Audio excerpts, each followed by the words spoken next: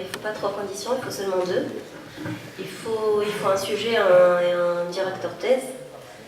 Et puis pour choisir le sujet, ça dépend du directeur de thèse. Il y a certains professeurs qui sont déjà fixés, on va dire, des champs de développement. Ils travaillent sur un sujet,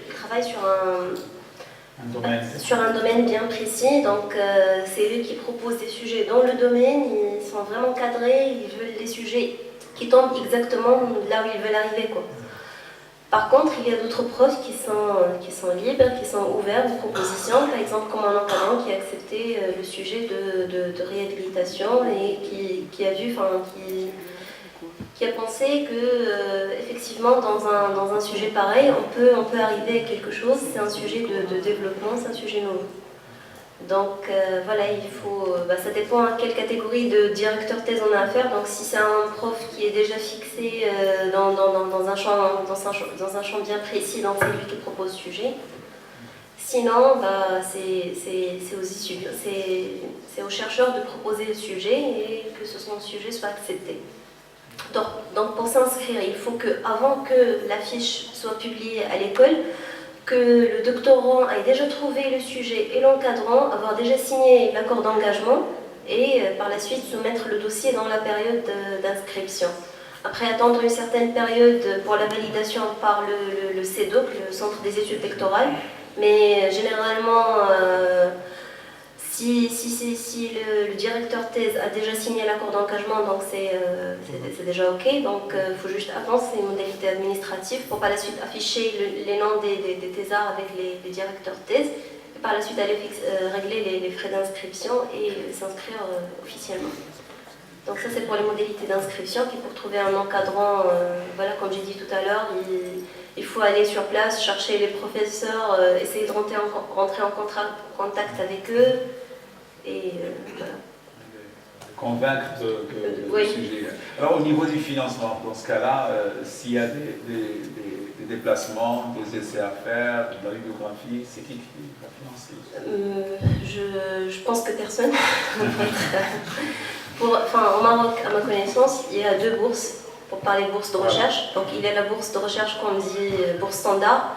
Donc la bourse, on ne remplit pas de formulaire, donc c'est normalement automatiquement accordé aux étudiants en fonction du formulaire d'inscription. Donc c'est le centre des études doctorales qui passe la liste des chercheurs au service concerné au ministre.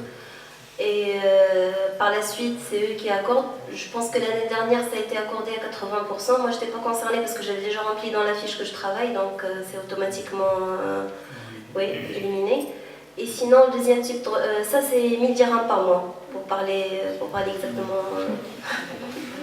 Et puis, deuxième type de bourse, c'est une bourse d'excellence. Donc là, c'est tout un dossier à remplir avec un acte d'engagement et que tu t'engages pendant la période de recherche, que tu ne vas pas travailler, que tu vas te consacrer 100% à la recherche. Et il faut envoyer mensuellement un dossier d'avancement un dossier d'avancement mensuellement.